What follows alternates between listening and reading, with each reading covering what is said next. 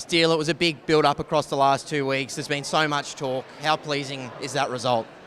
Yeah, it's huge. As you said, the build-up's been huge. There's obviously been a lot of time to prepare and think about tonight as well. So for it to finally be over it's not 4 points, but with the win, is very pleasing. So over the moon.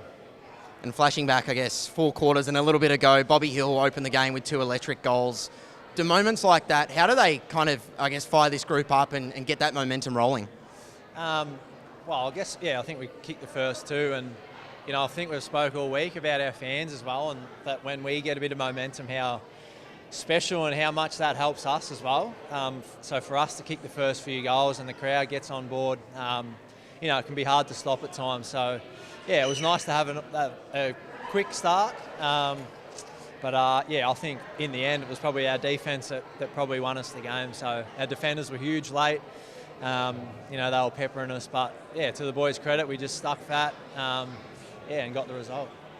And you referenced the fan base there, and I guess there's a lot of talk. Fly's spoken about it a lot. It's been a big internal focus the last 2 weeks, hasn't it? The impact of them and leveraging them in terms of an advantage.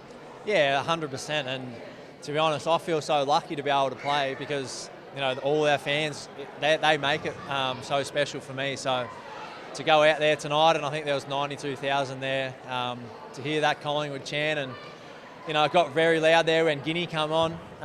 We love it, and more of it as well. We get a bit of a buzz out of it, and we're going to need it going forward. So onwards and upwards. And the next couple of weeks, obviously we have to wait a few results and a couple of weeks to actually understand who we might play in a preliminary final. How does that you've been here before, how does that change the way you train, or is it just back to business as usual for us and playing to our strengths at training? Yeah, you can't look too far ahead.